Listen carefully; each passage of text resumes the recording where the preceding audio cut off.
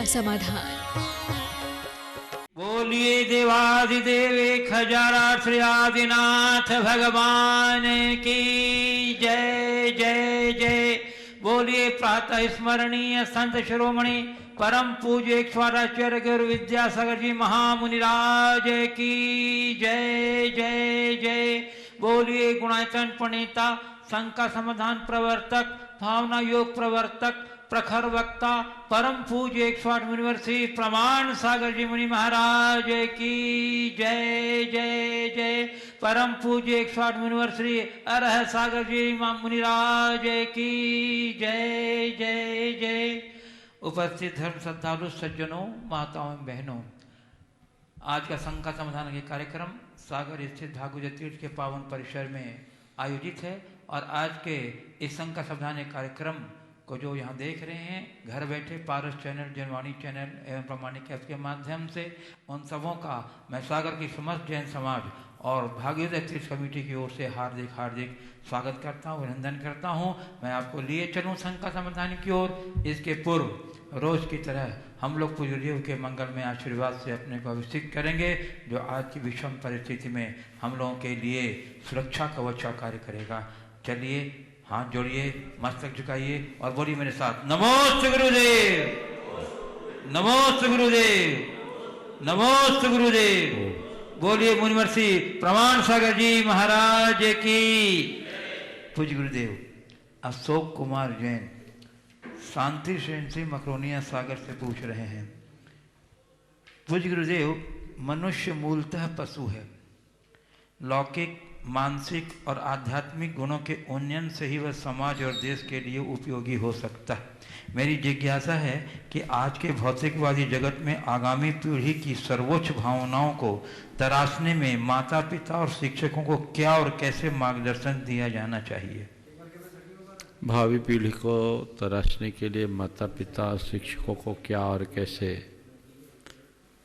उपदेश देना चाहिए? आपने बिल्कुल सही कहा कि धार्मिकता या आध्यात्मिकता के अभाव में मनुष्य पशु के समान है। हमारे यहाँ नीतिकारों ने बहुत प्राचीन काल से कहा है कि आहार निद्रा भय मैथुनम च सामान्य में तत् पशुभिर नराना धर्मो ही तेषाम अधिको विशेष धर्मे हीना पशु भी समान। धर्म से ही मनुष्य के जीवन में वैशिष्ट आता है और धर्म शून्य मनुष्य पशु के समान है, ऐसा समझ करके चलना चाहिए। और एक सामान्य मनुष्य को मनुष्यत्व से जोड़ने में माता पिता की, शिक्षकों की महती भूमिका है और गुरुजनों का उसमें महत्वपूर्ण स्थान है। माता पिता यदि खुद संस्कारवान हो, आध्यात्मिकता से ओतप्रोत हो, तो वे एक धर्मी ज्ञानी संस्कारी और प्रतापी संतान को जन्म देने का सौभाग्य प्राप्त कर पाएंगे। इसी तरह शिक्षक स्वयं भी यदि संस्कारित हो, मूल्यों के प्रति निष्ठा रखते हो, तो वो अपने यहाँ पढ़ने वाले बच्चों को न केवल शिक्षा दे पाएंगे अपितु उनके भीतर अच्छी समझ जगाकर उनके जीवन को गढ़ भी पाएंगे। मेरी एक सलाह है, आप संतान का केवल पालन ही न करें, संतान का निर्माण करें। संतान को जन्म देना और पालना अलग चीज है, पर संतान का निर्माण करना बहुत गुरुतर दायित्व है। माता पिता यदि संतान को जन्म देते हैं और उसमें मानवोचित गुणों का समारोपण नहीं करते, उनमें सही संस्कार नहीं डालते, तो मेरी दृष्टि से धरती पे बोझ बढ़ाने का अपराध करते हैं। इसी प्रकार शिक्षक यदि केवल अध्यापन का कार्य करते हैं, उस अध्यापन के कार्य के साथ उन्हें सही सीख देने की कोशिश नहीं करते, सही सीख नहीं देते, तो ये भी उनके जीवन की एक भयानक भूल होती है हमें इस भूल से बच करके चलना चाहिए। तो माँ बाप के अंदर खुद धर्म हो और शिक्षकों के अंदर संस्कार हो, मर्यादा हो, वो उस तरह के सीख दे, तो हम एक अच्छी पीढ़ी के निर्माण में अपना महत्वपूर्ण योगदान दे सकेंगे। पूज्य गुरुदेव साक्षी उत्सव जैन खरी फाटक रोड विदिशा से पूछ रही हैं, चौथे काल में जब भगवान का जन्म होता था तब संसार के सारे प्राणी सुख की अनुभूति करते थे। तो महाराज जी, आज के इस संकट के समय भगवान महावीर के जन्म महोत्सव पर क्या हम सभी प्राणियों को भी शांति और सुख की अनुभूति हो सकती है? कृपया समाधान करें। देखिए, जिस समय भगवान का जन्म होता है उस समय तो बिल्कुल तीनों लोकों में सुखानुभूति होती है। कहते हैं नारका अपि मोदन्ते यस्य कल्याण परशु, नारिकियों को भी कुछ पल के लिए आनंदानुभूति होती है। वर्तमान का युग कलयुग है, तीर्थंकरों का साक्षात अवतरण तो नहीं है, लेकिन जो लोग अपने हृदय में तीर्थंकरों का अवतरण करेंगे उनको निश्चयता सुखानुभूति होगी। तो मैं ये चाहूँगा आज के इस दौर में जो आगामी दिनों में भगवान महावीर की जयंती आप 6 तारीख को मनाने जा रहे हैं। आज कितनी तारीख है? 2 तारीख है। 6 तारीख को महावीर जयंती आप सब मनाने जा रहे हैं। अपने हृदय में ऐसा उल्लास, ऐसी उमंग जगाएं कि आप साक्षात ऐसी प्रतीति सी करने लगो कि आज महावीर जयंती है। आपके अंदर का वह उत्साह, आपके अंदर की वह उमंग सब दुखों को दूर करने में कारगर निमित्त बन सकती है, और उतने पल के लिए तो लोक में शांति होगी ही। महावीर जयंती के संदर्भ में जैसा आप सबसे बताया गया, मैं चाहूँगा कि इसको जन जन तक फैलाएं और पूरे देश के लोग एक रूपता के साथ महावीर जयंती मनाएं। परिस्थितियां भले कैसी भी हो, हमारी निष्ठा अखंड होनी चाहिए, और यदि हमारी निष्ठा अखंड और अटूट है तो हम हर स्थिति में अपना धर्म आराधन कर सकते हैं। भगवान महावीर के चरणों में अपनी श्रद्धा भक्ति का अर्घ हमें अर्पित करना है, तो हम उस दृष्टि से अपने काम को आगे बढ़ा सकते हैं। पूज्य गुरुदेव जैन कनकमल भिंडरिया साकीना का मुंबई से पूछ रहे हैं, गुरुदेव मुंबई असल्फा में हम मंदिर जाते हैं। आज के स्थिति अनुसार हम सिर्फ 2 लोग ही प्रातः श्री जी का अभिषेक करते हैं, अर्घ चढ़ाते हैं, बाकी सबको मंदिर जी में आने पर रोक लगी रखी हुई है। गुरुदेव हमारे मंदिर जी में 3 पाषाण की 8 धातु की प्रतिमा है, मगर हम 8 प्रतिमाओं में से प्रतिदिन अलग अलग सिर्फ एक ही प्रतिमा जी का अभिषेक करते हैं, और यह अभिषेक भी प्रातः 5:30 बजे कर देते हैं। यह कहाँ तक उचित है? हमें कोई दोष तो नहीं लग रहा है?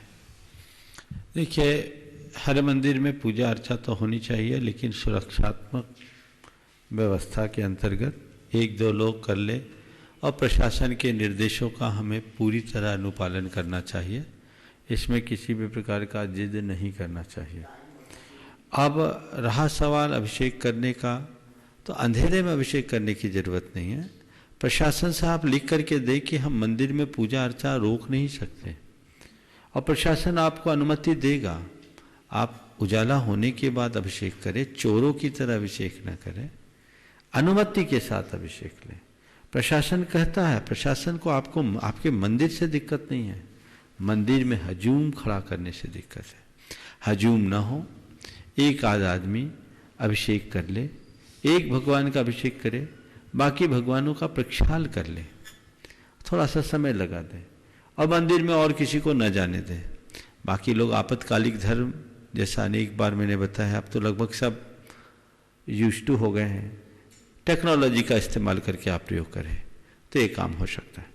पूज्य गुरुदेव एक गुरु भक्त नोएडा उत्तर प्रदेश से पूछ रहे हैं, गुरुदेव मेरे पिताजी की आयु 60 वर्ष से अधिक हो गई, परंतु वो अभी भी अपना काफ़ी सारा खाली समय सिर्फ मोबाइल पर व्हाट्सएप और फेसबुक चलाने में व्यतीत करते हैं।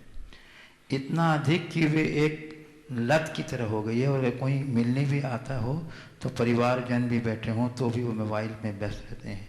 अगर घर में कोई इस बारे में कुछ कहे तो गृह क्लेश होता है। कृपया बताएं कि कैसे हम उन्हें समझाएं। बच्चों को समझाया जा सकता है, बाप को कैसे समझाएं? इसका एक तरीका है, अपने पिताजी से डायरेक्ट कहने की जगह पिताजी के सामने जो मोबाइल के लत के शिकार हुए लोग हैं, चाहे वो बच्चे हों या बड़े, उनकी कहानियाँ सुनाओ, शायद उनको कुछ समझ आ सके। दूसरों के माध्यम से उनकी बात सुनाओ तो शायद उनको समझ आ सके। या फिर ऐसे लोगों को गुरुजनों से मिलना चाहिए। ये इस उम्र में इस तरह की लत कतई उचित नहीं है। लत तो किसी की भी उचित नहीं है। और आपके पिताजी तो 60 वर्ष की उम्र के हैं। मैं तो एक 80 वर्ष की अम्मा के बारे में जानता हूँ। वो WhatsApp, Facebook, Instagram, Twitter, LinkedIn सब चलाती, इतनी अपडेट। उसके पोते ने कहा, महाराज हमारी दादी को कहो कि थोड़ा सोशल मीडिया से दूर रहे। कई लोग होते हैं, एक्टिव रहना बुरा नहीं है, अपडेट रहना भी बुरा नहीं है, लेकिन किसी का एडिक्ट होना अच्छी बात नहीं है। आप प्राथमिकताएं निश्चित करें और उसकी उपयोगिता और औचित्य पर विचार करके काम करें, तभी इनका सही लाभ हो सकता है। पूज्य गुरुदेव अतुल दुबे सतना मध्य प्रदेश से पूज रहे हैं। गुरुदेव, पूज्य माता पिता जी बड़ों का, गुरु जी का आज्ञा पालन व उनके उत्तम गुणों का अनुसरण बच्चों को करना चाहिए, किंतु अब ऐसे पालन करता बच्चे विलुप्त होते चले जा रहे हैं। यह समय का तगाजा है या उनके आज के परिवेश के ढंग का परिणाम है? इसके लिए हमें क्या करना चाहिए? देखिए, देश काल के अनुसार मूल्यों में ह्रास होता है, हो रहा है, व्यवस्थाएं बदल रही है और अब घर परिवार की अवस्था भी वो नहीं रही जो आज से 50 वर्ष 25 वर्ष पहले थी। पहले कुटुंब संस्था काम करती थी, कौटुंबिक जीवन लोगों का था, लोग मिलजुल कर रहते थे। अब सब एकल परिवार हो गया और उसमें भी बच्चे दूर रहने लगे, उनकी व्यस्तताएं भी बढ़ गई। ऐसे दौर में पुराने समय जैसी अपेक्षाएं अगर कोई रखेंगे तो निश्चित रूप से वो तकलीफ पाएंगे। तो इसलिए पहली सलाह तो यह है कि हमें इस तरह की अपेक्षाएं कम कर देनी चाहिए। दूसरी बात, बच्चों से जो आप चाहते हैं आप खुद उसके उदाहरण बने। अगर आप चाहते हैं कि बच्चा आपका आज्ञाकारी, विनीत और सेवाभावी बने, तो आप अपने पिता की आज्ञा मानना शुरू करो, उनकी विनय करना शुरू करो, उनकी सेवा करना शुरू करो। जो आप करोगे आपका बच्चा उसका अनुकरण करेगा। आप खुद यदि अपने माँ बाप की उपेक्षा करोगे और बच्चों से अपेक्षा रखोगे कि मेरा बेटा मेरे अनुकूल चले, तो ये तो उल्टी गंगा बहाने वाली बात है। मैं एक ऐसे युवक को जानता हूं जो आज लगभग 52-53 साल का हो गया, पर 30 साल पहले उसके पिताजी ने कहा था कि महाराज मेरा बेटा है, रात में जब तक मेरे पैर धोकर मेरे पाँव में क्रीम नहीं लगाता तब तक वो सोता नहीं। कहीं भी होगा, लेट भी आएगा तो मेरे पाँव धोएगा। उनके पाँव फटे रहते थे तो पाँव में क्रीम लगाता था और क्रीम लगा करके ही सोता। उसका प्रभाव ये है कि अपने पिता को अपने दादा की सेवा करते देख उनका बेटा आज अपने पिता के साथ वही व्यवहार करने लगा है। तो ये चीजें हैं, पीढ़ियां वही दोहराती है जो हम उन्हें दिखाते हैं। तो वो आदर्श अपने अंदर हमें जगा के देना चाहिए। दूसरी बात, बदलते हुए इस परिवेश में हमें अपनी अपेक्षाएं कम करनी चाहिए। और मेरी एक सलाह है, संतान को पांवों पे खड़े करो, अपना कर्तव्य पूर्ण करो और उसके बाद अपने आध्यात्मिक कर्तव्य की पूर्ति के लिए कटिबद्ध हो जाओ। मोह माया में उलझने की जगह आत्म कल्याण का रास्ता पकड़ लो तो जीवन का उद्धार हो जाएगा। अन्यथा न तुम संतान का सुख पा पाओगे, न जीवन का रस ले पाओगे। आज की स्थिति ये हो रही है कि संतान पढ़ लिख करके महानगरों में बसते जा रही है, माँ बाप केवल उनकी संपत्ति के रखवाले बन के रह रहे हैं, संतान का जो सुख चाहिए वो नहीं मिल रहा। इसलिए प्रारंभ से अपनी मानसिकता तैयार करो और जीवन के चौथे पन में प्रवेश रखने से पहले, कदम रखने से पहले अपने आप को वानप्रस्थी बना लो, आध्यात्मिक उन्नति के पथ पर लग जाओ, जीवन धन्य हो जाएगा।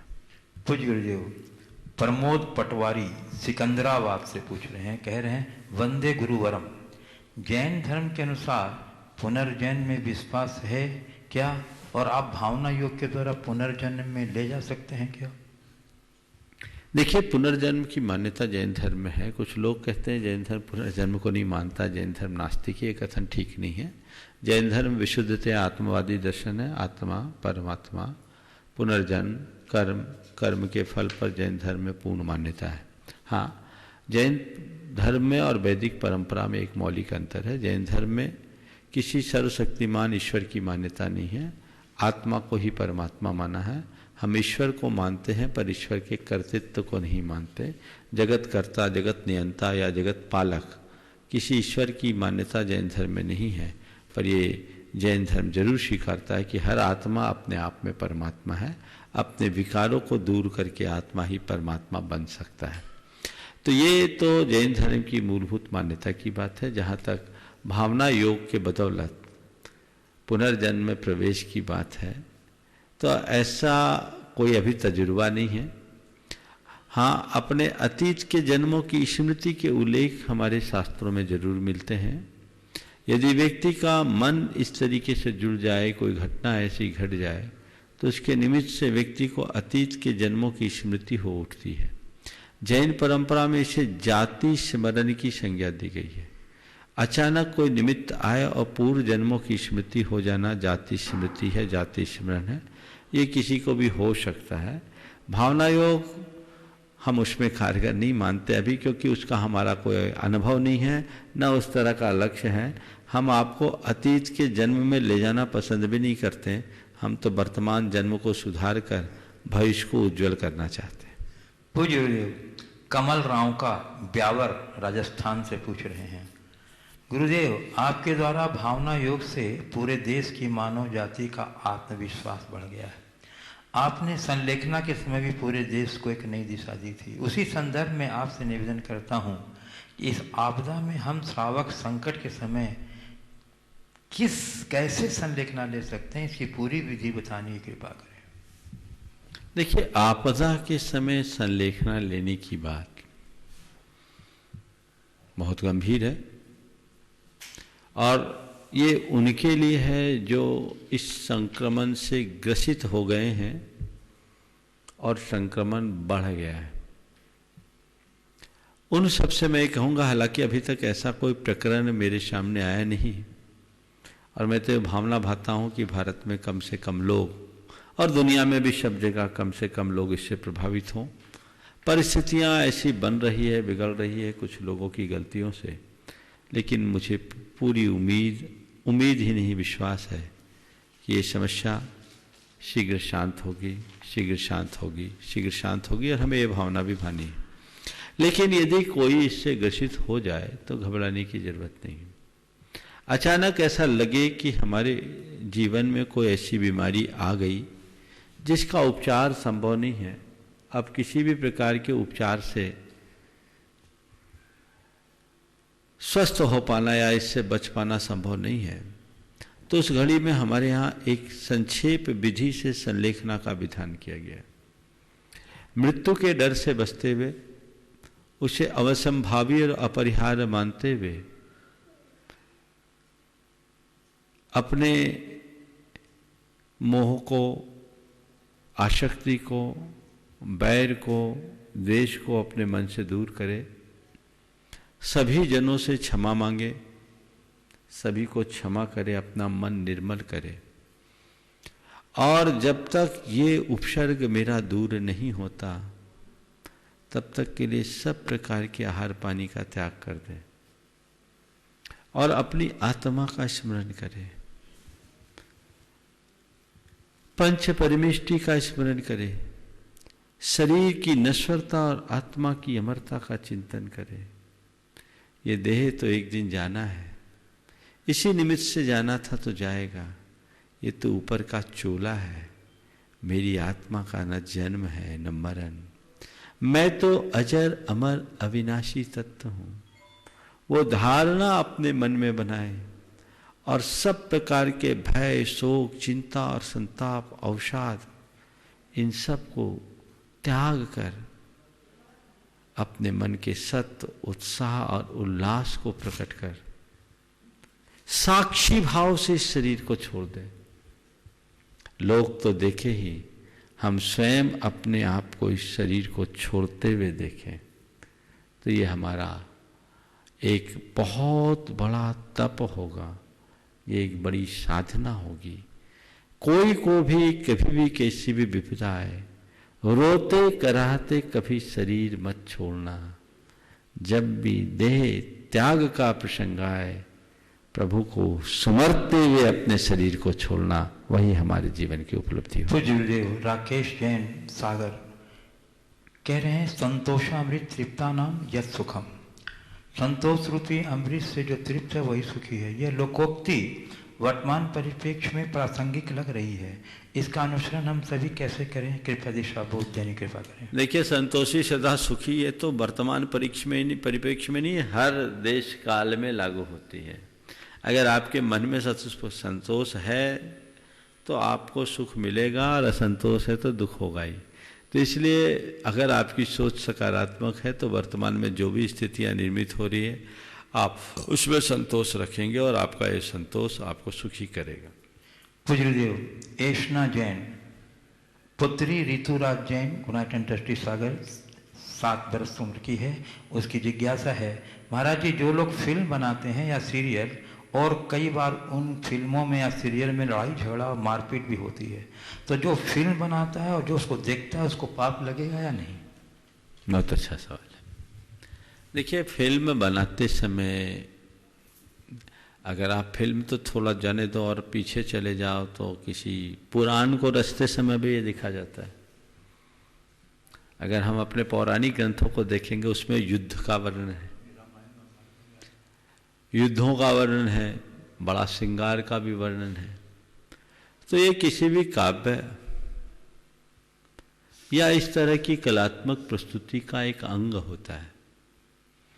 उद्देश्य लड़ाई नहीं, उद्देश्य उसे जीवंत बनाकर सार संदेश लोगों तक पहुंचाना है। तो सार संदेश पहुंचाने के उद्देश्य से यदि कोई ऐसी कृति की रचना करते हैं तो रचनाकार को कोई दोष नहीं लगता। अब रहा सवाल उसे देखने और पढ़ने वाले का।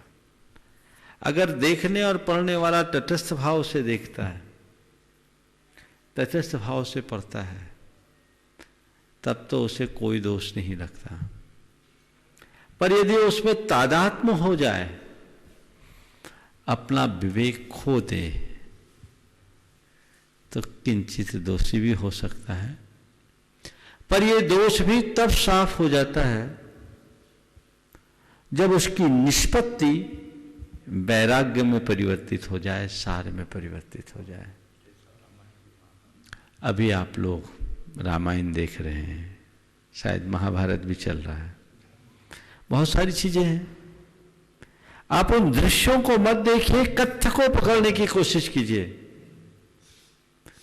केवल दृश्यावली में बहोगे तो शायद कुछ भी हासिल नहीं होगा, पर कथ्य को पकड़ोगे तो वो जीवन के लिए एक बहुत कारगर उपलब्धि बन सकती है।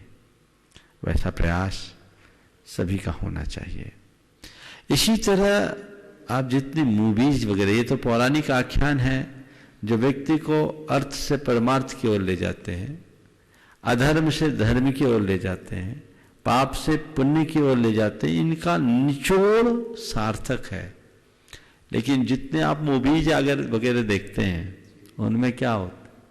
हिंसा, अश्लीलता, पाप, पाखंड और अनाचार के अतिरिक्त उसमें विशुद्धतया पाप होता है। उसे बनाने वाले भी पाप के भागी हैं। जो मनोरंजन के नाम पर पाप परोसते हैं वे सब पाप के भागी हैं, और जो उसे देखते हैं वे भी पाप के ही भागी, क्योंकि आप उससे जुड़े बिना नहीं रहते। एक दृश्य अगर आप देख रहे हैं कैमरे में, टीवी पे, या अपने स्क्रीन पे, या थिएटर में, एक खलनायक किसी युवती को छेड़ रहा है और नायक उसे पीट रहा है, आप देखकर क्या बोलोगे? मारो, ये आएगा ना। उसे पिटने के भी पैसे मिल रहे हैं और पिटवाने के भी पैसे मिल रहे हैं, आपको मिल रहा है पाप। हो गया ना? इसलिए ऐसे कार्यक्रमों से बचना चाहिए। ईश्वरचंद विद्यासागर का नाम आप लोगों ने सुना होगा। बंगाल के एक प्रख्यात दार्शनिक, चिंतक, समाज सेवी हुए। वे बंगाल में एक नाटक देखने के लिए, कल कोलकाता में नाटक देख रहे थे, और बंगाल में तो बड़ी कला की बड़ी महत्ता है और नाटक का बड़ा प्रचलन है। नाटक में वो देखते क्या है कि एक युवक एक युवती को बुरी तरह छेड़ रहा है। युवक युवती को बुरी तरह छेड़ रहा है और विद्यासागर जी से रहा नहीं गया, उठे और अपने जूते उतार कर 4-5 जूते उस युवक को दे दिए। युवक ने वो जूता लिया, अपने सिर पर रखा और मंच पे आके कहा, मैं पिछले 30 वर्षों से अभिनय कर रहा हूं, पर मेरे अभिनय का मुझे एक से एक पुरस्कार मिला, अवार्ड मिले, पर आज जैसा अवार्ड मुझे जीवन में कभी नहीं मिला, वो भी ईश्वरचंद विद्यासागर जैसे व्यक्ति के द्वारा। आज जैसा अवार्ड मुझे जीवन में कभी नहीं मिला, वह भी ईश्वरचंद विद्यासागर जैसे व्यक्ति के द्वारा। मुझे ये जूते मिले हैं, मेरे लिए जूते नहीं है, मेरे लिए पुरस्कार है, क्योंकि इनने जो जूता मारा है वो नाटक को सत्य मान करके माना है, और किसी भी अभिनेता के अभिनय को सत्य मान लेना ही उसकी सबसे बड़ी उपलब्धि है। ईश्वरचंद विद्यासागर को बड़ी शर्मिंदगी का अनुभव हुआ। तो मैं आप सबसे कहता हूँ, तादात्म्य से बचिए और ऐसे ही दृश्यों को देखिए जो आपके जीवन निर्माण में कारण बने। पूज्य गुरुदेव श्री राजेश पूनम लक्ष्य जैन पुणे संरक्षक गुणायतन पूछ रहे हैं, प्रसन्नता, खुशी, आनंद और सुख में क्या मौलिक अंतर है? प्रसन्नता, खुशी, आनंद और सुख में आपने मौलिक अंतर पूछा है। ऊपरी तौर पर देखा जाए तो ये सब एक ही परिवार के सदस्य हैं और इनका एक सा ही अर्थ है, लेकिन अगर इन्हें हम गहराई से देखें, प्रसन्नता, सुख, आनंद और चौथा क्या बोला? प्रसन्नता, सुख, खुशी। प्रसन्नता, खुशी, आनंद और सुख। प्रसन्नता, खुशी और सुख ये सब सापेक्ष है। हमारे मन में प्रसन्नता कब आती है? जब हमारे अनुकूल कुछ घटता है, हम प्रसन्न हो जाते हैं। पर हमारी प्रसन्नता पल में अप्रसन्नता में बदल जाती है। किसी निमित्त से अगर हम प्रसन्न होते भी हैं, संदर्भ बदल जाने पर वही निमित्त हमारी अप्रसन्नता का कारण बन जाता है। होता है। मान लीजिए आप किसी व्यक्ति की तारीफ करते हैं, उसे प्रसन्नता होती है, पर बार बार एक ही बात को दोहराते हैं तो प्रसन्नता होती है या खिन्नता? तो प्रसन्नता टिकाऊ नहीं है, थोड़े देर के लिए रहती है, और कब खिन्नता में बदल जाए कहा नहीं जा सकता। यही हाल खुशी का है। मनुष्य भौतिक या मानसिक उपलब्धियों से खुशी का अनुभव करता है, ठीक वैसे ही जैसे एक रोते हुए बच्चे को निप्पल दे देने से उसे खुशी की अनुभूति होती है। लेकिन ये खुशी ऊपरी होती है, आंतरिक हो ये कोई जरूरी नहीं। हमारे मनोनुकूल जब भी कुछ घट जाता है हमें कुछ पल के लिए खुशी होती है। एक बच्चा जो बहुत ज्यादा कुरकुरे के लिए मचल रहा है,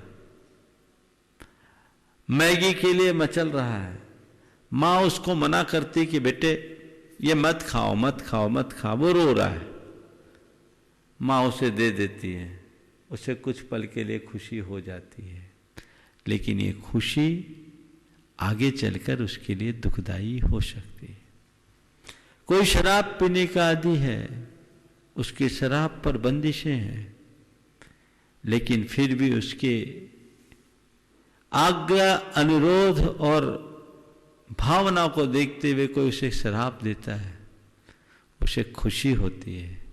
लेकिन ये अल्पकालिक खुशी है, उसमें उसका हित नहीं है।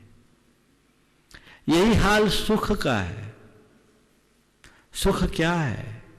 जो हमारी इंद्रिय चेतना को अनुकूल लगे वो सुख, और जो हमारी इंद्रिय चेतना के प्रतिकूल हो दुख।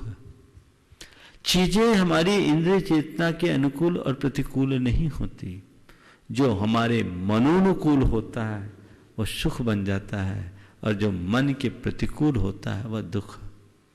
कोई व्यक्ति बहुत प्यास से ग्रसित है, कंठ सूख रहा है, घर आने पर उसे एक ग्लास ठंडाई दी गई। ठंडाई पीते ही सुख की अनुभूति हुई, लेकिन यह अनुभूति कितनी देर? पहली गिलास में सुखानुभूति, दूसरी गिलास में कम, और तीसरी गिलास और ऑफर कर दो तो सामने वाला उल्टा गर्म भी हो सकता है। सुख दुख में परिवर्तित हो जाता है, लेकिन जीवन की सबसे अच्छी परिणति है आनंद। आनंद शब्द संस्कृत के नंद धातु में आंग प्रत्यय से बना है, जिसका मतलब है आ यानी सब ओर से, नंद यानी संतुष्ट रहना। हर स्थिति में संतुष्ट बने रहना ही आनंदानुभूति है। प्रसन्नता, खुशी और सुख अनुकूलता में होती है, पर आनंद प्रतिकूलता में भी टिका रहता है। यही इनमें मौलिक अंतर है और हमें उसी परिणति तक पहुंचना चाहिए। पूज्य गुरुदेव, मिलन चतुर्वेदी हरिद्वार उत्तराखंड से कह रहे हैं, गुरुदेव 2 साल पूर्व अचानक पारस चैनल जुड़ गया और मैंने संघ का समाधान देखा। इतनी प्रभावित हुई कि मेरा पूरा परिवार नियमित रूप से इसे देख सुन रहे हैं, और जब भावना योग देखा तो हम सभी भावना योग भी कर रहे हैं और हमारे परिवार की काया ही पलट हो गई है। गुरुदेव, प्रयास है कि आपके प्रत्यक्ष दर्शन हो जाएं, कृपया आशीर्वाद दें। और उन्होंने प्रश्न पूछा है कि आज लोग एक घर में रहते हुए भी परस्पर पार्थिव दूरी बनाकर रह रहे हैं। गुरुदेव, मैं यह जानना चाहता हूँ कि यदि लंबे समय तक लॉकडाउन चला तो क्या इसका दुष्प्रभाव हमारे वैयक्तिक, पारिवारिक एवं सामाजिक जीवन पर नहीं पड़ेगा? इस दुर्भाव से बचने का उपाय क्या है? पार्थिव दूरी के बीच भावनात्मक निकटता बनाए रखने के लिए क्या करना चाहिए? बहुत गंभीर बात। पहले तो उनके परिवार को मैं आशीर्वाद देता हूँ और ये कहना चाहता हूँ उनसे और उन जैसे सभी लोगों से कि यदि आपको इस कार्यक्रम से थोड़ा भी लाभ महसूस हुआ है तो ये लाभ औरों तक भी पहुँचाने का मनोभाव रखे और ये प्रेरणा और लोगों को भी दे। यही आपकी सबसे बड़ी कृतज्ञता होगी। जितने लोग भी इस कार्यक्रम को देख और सुन रहे हैं, मेरा उन सबसे कहना है हमें अच्छी बात को फैलाने की कोशिश करनी चाहिए, तभी हम इस धरती का कण कण पावन और मंगलमय होय की उक्ति को चरितार्थ कर पाएंगे। ये प्रयास करना चाहिए। आपने बहुत गंभीर बात उठाई है कि आज लॉकडाउन के बाद घर में रहने के बाद भी एक दूसरे के मध्य थोड़ी सी दूरी बनी हुई है। पार्थिव या पार्शियल, क्या बोला? पार्थिव दूरी, परस्पर पार्थिव दूरी बनाकर रह रहे हैं।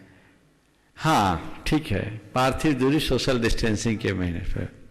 लेकिन देखिए बात सही है, घर के नीचे रहने, घर के मध्य रहने के बाद भी थोड़ा सा डिस्टेंस मेंटेन किया गया है। आपने चिंता प्रकट की कि यदि ये लॉकडाउन लंबे समय तक रहा तो क्या ये हमारी दूरियों में परिवर्तित नहीं हो जाएगा। मैं तो थोड़ा दूसरी तरफ देख रहा हूं। मुझे पार्थिव दूरी से बिल्कुल भी चिंता नहीं है। मुझे तो ये भी दिख रहा है कि घर में रह करके भी लोग एक दूसरे से कोसों दूर है। कहीं ऐसा तो नहीं है कि आप घर में रह रहे हैं फिर भी 24 घंटे सोशल मीडिया में उलझे हुए, एक दूसरे से बातचीत भी आपकी नहीं हो रही है। कोई मोबाइल में अटका है, कोई टीवी में अटका है, कोई इंटरनेट में उलझा है। यदि ये स्थिति है तो इसे रोकना चाहिए। ये बड़ा भयावह है और आजकल ये आम होता जा रहा है। आजू बाजू में बैठे हैं लेकिन लोगों को एक दूसरे का पता नहीं, सब अपने अंगूठे और उंगलियों को चटका रहे हैं। ये ठीक नहीं है। जीवन में परस्परता, प्रेम और आत्मीयता जैसे मूल्यों का उद्घाटन होना चाहिए। इसलिए सबसे पहले तो मैं कहूंगा कि इसे अपने जीवन का स्वर्ण काल मानिए कि कम से कम हम लोग एक लंबे समय तक अपने घर परिवार के सदस्यों के साथ तो रह रहे हैं और उनसे खुल करके अपनी बातें शेयर कीजिए। अपने जीवन की भावी योजनाओं पर विचार कीजिए। इधर उधर की बातों को में उलझने की जगह वर्तमान स्थिति से निपटने का रास्ता खोजिए। भविष्य की रूपरेखा बनाइए। अच्छी रणनीति बनाकर अपने जीवन को अच्छा बनाने का संकल्प लीजिए, तब ये सार्थक उपलब्धि होगी। अन्यथा लॉकडाउन तो आज है कल खुलेगा, ज्यादा दिन तक लॉकडाउन रहेगा नहीं। लेकिन लॉकडाउन खुलने के बाद भी हम अपने अंदर का लॉक नहीं खोल पाए तो मामला बहुत गड़बड़ है। हर व्यक्ति का हृदय लॉक्ड है, दूरियां बड़ी है। एक छत के नीचे रहने के बाद भी एक दूसरे से दूरी है। सबका पता एक है पर एक दूसरे का एक दूसरे को अता पता नहीं है। इस दूरियों को मिटाइए। परस्परता, प्रेम, बंधुत्व और आत्मीयता जैसे मूल्यों को उद्घाटित कीजिए। यही जीवन की समरसता का आधार है। सच्चे अर्थों में देखा जाए तो यही हमारे जीवन का प्राण तत्व है। इसके बिना जीवन नीरस है। इसलिए अपनी सोच को बदलिए और कुछ अच्छी प्रेरणा लीजिए। बहुत अच्छे समय पर रामायण और महाभारत आया है। उनके आदर्शों को समझने की कोशिश कीजिए ताकि हम अपने जीवन को बेहतर बना सकें। पूज्य गुरुदेव, ज्योत्सना कोठारी सिंगापुर से पूछ रही हैं, आज के मनोवैज्ञानिक नकारात्मकता से बचने के लिए प्रतिदिन थोड़ा समय बागवानी के लिए निकालने की सलाह दे रहे हैं। गुरुदेव, मैं यह जानना चाहती हूँ कि बागवानी का मन पर प्रभाव किस प्रकार पड़ता है। तो गुरुदेव, बागवानी में हिंसा का दोष लगेगा या नहीं, और क्या एक जैन को यह करना चाहिए? देखिए, बागवानी का मन पर गहरा प्रभाव होता है क्योंकि वृक्ष हैं, पौधे हैं, वो बहुत ज़्यादा सकारात्मक ऊर्जा प्रकट करते हैं और उनके निकट रहने से हमारे अंदर सकारात्मकता आती है। इसलिए ये अनुभव सिद्ध बातें हैं और बहुत सारे लोगों ने इसका प्रयोग किया है। खासकर जिन्हें क्रोध की बहुलता होती है, वो अगर निरंतर नियमित बागवानी करते हैं तो उनका क्रोध शांत होता है। अब रहा सवाल बागवानी की क्रिया में होने वाली काट छांट जन हिंसा, तो ये हिंसा तो है पर ये गृहस्थ के लिए तरस हिंसा में नहीं आता। इस छावर हिंसा है। यथासंभव आप विवेक पूर्वक आप कार्य कर सकते हैं और अपने जीवन को एक नियंत्रण में आगे बढ़ा सकते हैं। आज का अंतिम ऑनलाइन प्रश्न है गुरुदेव, प्रमाणिक समूह की टीम की ओर से आया है। हमारा प्रश्न ये है कि हम लोग बहुत दुखी हैं। हम पहली बार किसी जैन मुनि के पास कुछ घर की समस्या पूछने गए तो उन्होंने हमें कुछ पेंडुलम वगैरह प्रयोग करके बताया कि आप लोग अगर ऐसा नहीं करोगे तो आपकी मृत्यु हो जाएगी। थोड़ा धीरे धीरे बोलो ना।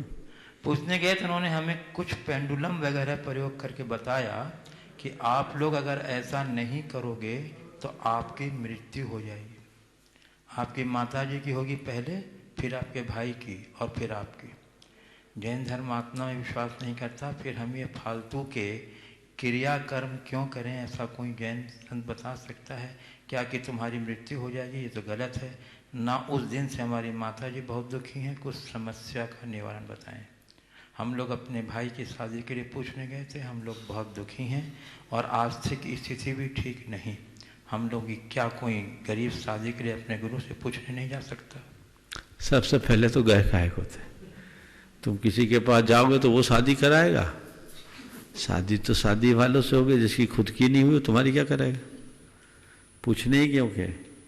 देखिए, सबसे पहली बात तो जहाँ कहीं जाकर किसी तरह का परामर्श नहीं लेना चाहिए, और इस तरह की बातें किसी से कभी कहना भी नहीं चाहिए। अगर साधु कह रहे हैं तो वो भी ठीक नहीं, और कह दिया तो उन पर भरोसा भी नहीं रखना चाहिए। कोई त्रिकालज्ञ नहीं है। मैं हमेशा कहता हूँ, मैं ज्योतिष पर विश्वास करता हूँ पर ज्योतिषियों पर बिल्कुल नहीं। ये सब तो बातें हैं। ये बात मान करके चलिएगा कि जन्म मरण संयोग वियोग तो सब विधि के हाथ है। अगर जाना होगा तो कोई अमर थोड़ी हो पाएगा। अगर आपकी माँ जी की मृत्यु पहले होनी होगी, आपके भाई या और सदस्यों की उसके बाद होनी होगी, तो होनी है, एक दिन तो होनी है, तय है। आपकी माँ भी अमर नहीं है, आप भी अमर नहीं, आपके भाई बंधु भी अमर नहीं, और अगर आपके पिताजी हैं तो वो भी अमर नहीं। अमर तो कोई नहीं है। जब जाना होगा तो जाएगा। लेकिन एक बात सदैव ध्यान रखना चाहिए, दोनों टोटकों से किसी की मृत्यु को नहीं टाला जाता। मणिमंत्र तंत्र बहु होई, मरते न बचावे कोई। हम इन सब बातों पर विश्वास बिल्कुल न करें। अगर उन्होंने कुछ बता भी दिया है तो अपने मन के भय को दूर करें, भगवान का स्मरण करें, नमोकार की जाप करें।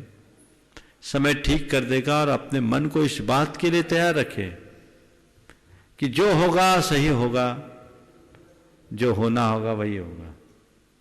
इस वाक्य को अपने मानस पटल पर अंकित कर ले। जो होगा सही होगा, जो होना होगा वही होगा। आपके अंदर का सारा भय फितूर सब दूर हो जाएगा। आप निश्चिंतता से जिए। आपके पास जितना समय है आप उसका भरपूर लाभ लीजिए, तो ये आपके जीवन के लिए कारगर उपलब्धि बन सकेगी। श्री मैं आमंत्रित कर रहा हूँ यहाँ जो उपस्थित हैं श्री मुकेश जैन ढाना पत्रकार, और उसके बाद तैयार रहेंगे बाल ब्रह्मचारी बहन विभा दीदी सागर। नमोस्तु भगवान। मेरा एक प्रश्न और सुझाव दोनों इसमें शामिल हैं। 6 तारीख को महावीर जयंती है, जलूस निकलेगा नहीं क्योंकि लॉकडाउन है।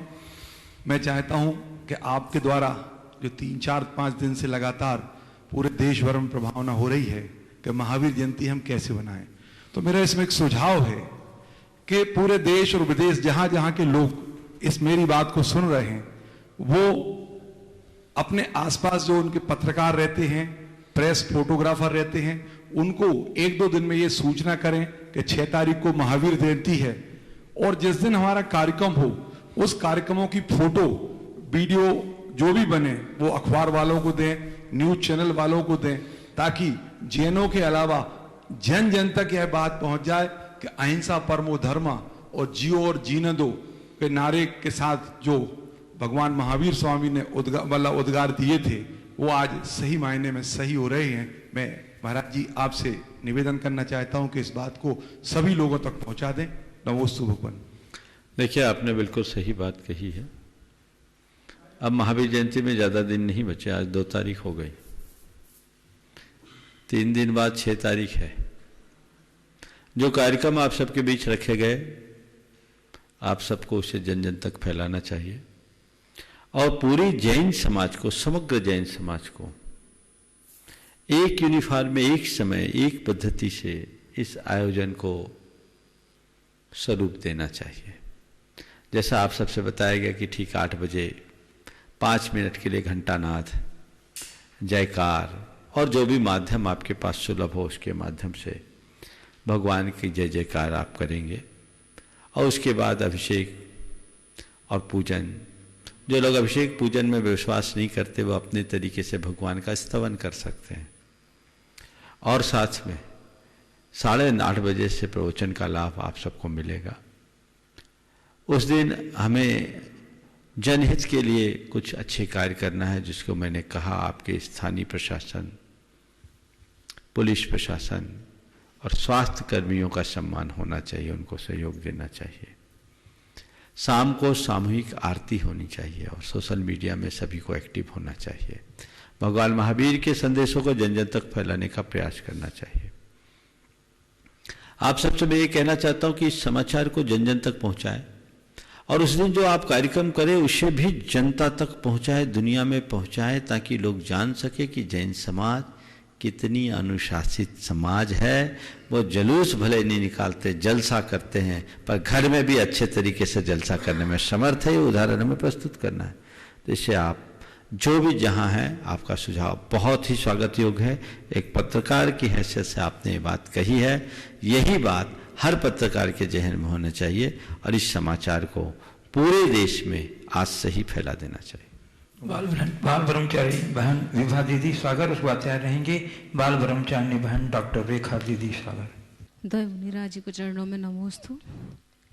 महाराज जी, मेरे परिवार से भाभी जी का पूछना है कि जब आप भावना योग करवाते हैं तो प्रतिदिन हम करते हैं, लेकिन हमारी श्वास जो ओंकार जो नाद होता है तो उसमें हमारी श्वास टूट जाती है और आसन भी हमें बदलना पड़ता है। तो इस ओंकार की ध्वनि में हमारा श्वास ना टूटे और आसन ना बदले, इस अभ्यास के लिए हम क्या करें? देखिए, रोज धीरे धीरे करते रहिए। ओंकार में कोई जरूरी नहीं कि आप उतने समय तक करें, जितना है उतनी देर करें। धीरे धीरे प्रैक्टिस होगी। आप उतनी देर में 1 बार और कर लीजिए, 2 बार कर लीजिए, क्योंकि लगभग 40 से 42 सेकेंड करीब हमारा 1 बार में होता है। हर किसी का अभ्यास नहीं है, लेकिन अभ्यास करते करते हो जाएगा। नमस्ते। बाल ब्रह्मचारी बहन डॉक्टर रेखा दीदी। मुनिदय के चरणों में नमोस्तु। महाराज जी कहते हैं समाज में वही व्यवहार दोहराया जाता है जो पुरस्कृत होता है। और आज भगवान राम जी की जन्म जयंती है, आगे महावीर जयंती है।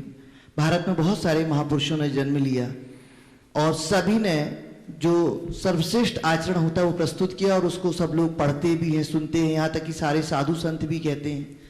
परंतु ऐसी क्या वजह है कि हम वह व्यवहार नहीं दोहरा रहे हैं जो हमें भारतीय संस्कृति के अनुरूप दोहराना चाहिए। आज कोरोना संकट भी आया है तो देखिए सरकार, साधु संत सभी कोई कह रहे हैं। तो कहाँ ये चूक हो रही है, कैसा प्रदर्शन हो रहा है कि हम उस व्यवहार को पुरस्कृत नहीं मान पा रहे और उस व्यवहार को नहीं दोहरा पा रहे? कृपया कर मार्गदर्शन दें। इसके पीछे 2 बातें हैं। निष्ठा की कमी और संस्कारों का अभाव। अगर हमारी निष्ठा गहरी होगी तो हम अपने आदर्शों के अनुसरण में कभी पीछे नहीं होंगे। आज हमारी सांस्कृतिक निष्ठा दिनों दिन क्षीण होते जा रही है और कुछ लोग तो ऐसे हैं जो भारत में रहते हैं पर भारत और भारतीयता के प्रति उनकी निष्ठा ही नहीं। ऐसे कारण रोज समस्याएं उत्पन्न होती हैं। व्यक्ति हो या समाज, सभी के हृदय में सांस्कृतिक निष्ठा जागनी चाहिए। ये निष्ठा हम जितनी तत्परता और प्रबलता से जगाएंगे, समाज और देश का वातावरण उतनी जल्दी सुंदर बनेगा। दूसरी बात है संस्कारों की क्षति। वर्तमान समय में हमारे संस्कारों का घोर ह्रास हो रहा है। आज के इस दौर में जो उपभोक्तावादी दौर है, इसमें सबसे ज्यादा यदि प्रभावित हुए हैं तो हमारे संस्कार हुए। तो इस उभरते हुए, बिखरते हुए हमारे जो संस्कार हैं, इन्हें हमें संभालना होगा। संस्कारों को पुनर्जागृत करना होगा। आज भी ऐसे लोग हैं जो हमारे लिए एक अच्छे उदाहरण हैं। वैसे ही लोग हैं जिनकी निष्ठा और संस्कार सुरक्षित है। हम इसे जगाएं और अपने जीवन को आगे बढ़ाएं। नमस्ते। आगे के प्रश्न के पहले 5 मिनट, आपकी कोई और सूचना है तो बोल दीजिए, फिर 5 मिनट में लूँगा। ठीक है। भावना योग रोज आप कर रहे हैं। भावना योग क्या, कुछ भावनाएं सारे संसार के लिए, खुद के लिए, अपने परिवार, अपने परिजनों के लिए, ताकि इस विषम स्थिति में हम अपने आप को स्थिरता डाल सकें। आंखें बंद कीजिए, जो वाक्य मैं बोल रहा हूँ उसे आपको दोहराना है और उस तरीके से आप महसूस कीजिए कि वैसा हो रहा है। और दिन में आप जब आपको मौका मिले इस तरह के वाक्यों को बार बार दोहराएंगे तो आपको अतिरिक्त संबल की प्राप्ति होगी और आप इस स्थिति में भी अपने आप को स्वस्थ, सुरक्षित, समर्थ और सकारात्मक महसूस कर सकेंगे, शांत महसूस कर सकेंगे। बस मेरे द्वारा कहे जा रहे वाक्यों को आप बार बार दोहराएंगे। हे प्रभु, आपके चरणों में कोटि कोटि नमन, कोटि कोटि वंदन, कोटि कोटि आभार। हे प्रभु, आपकी कृपा से मैं ठीक हूँ,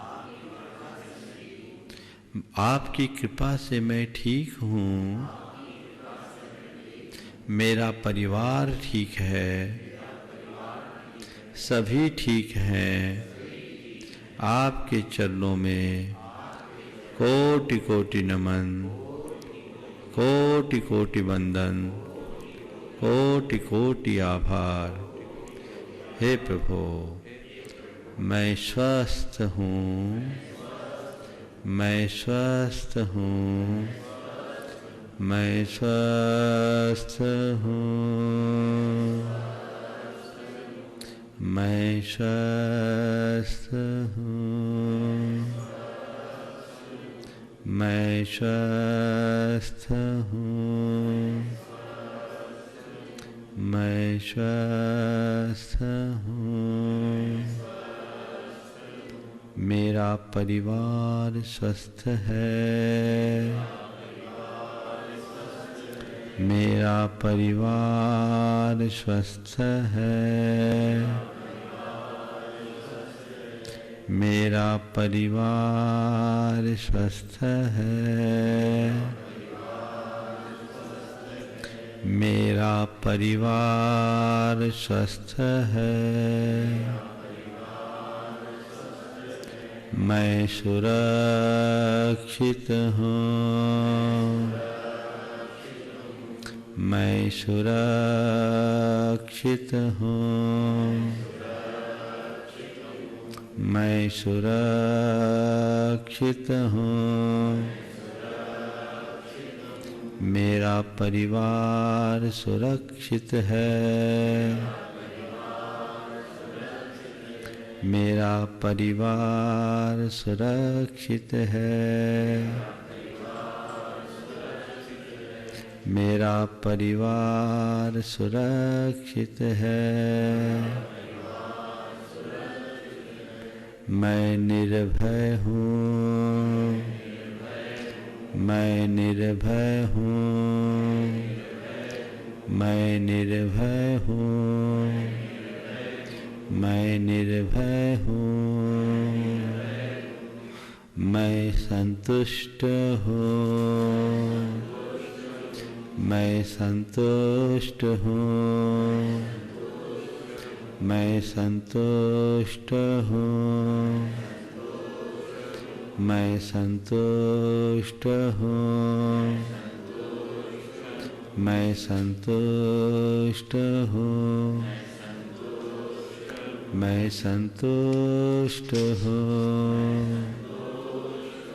मुझ में शांति है, मुझ में शांति है, मुझ में शांति है, मुझ में शांति है, सब में शांति है, सब में शांति है, सब में शांति है, सब में शांति है,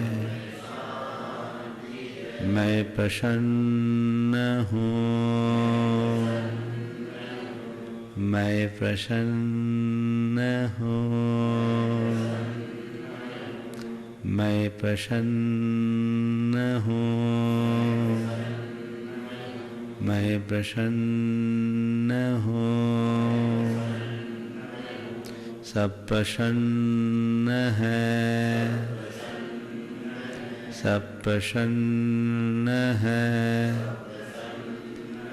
सब प्रसन्न है,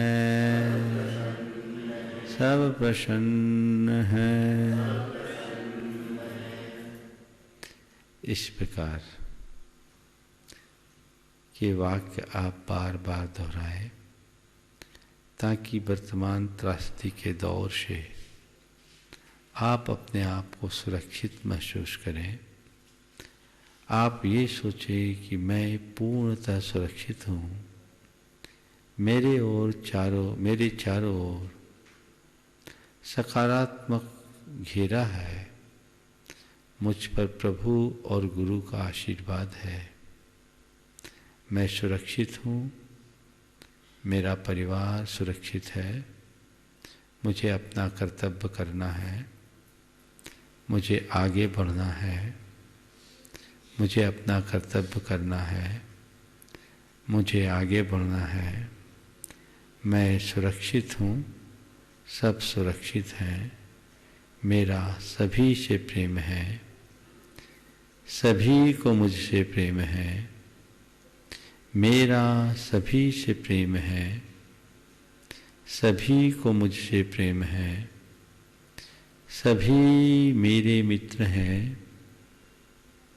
मेरा मन पवित्र है, सभी मेरे मित्र हैं, मेरा मन पवित्र है, मैं शांत हूँ, मैं स्वस्थ हूँ, मैं संतुष्ट हूँ, सुरक्षित हूँ, प्रसन्न हूँ, मैं शांत हूँ, मैं स्वस्थ हूँ, मैं सुरक्षित हूँ, मैं प्रसन्न हूँ, मैं प्रसन्न हूँ, मैं प्रसन्न हूँ।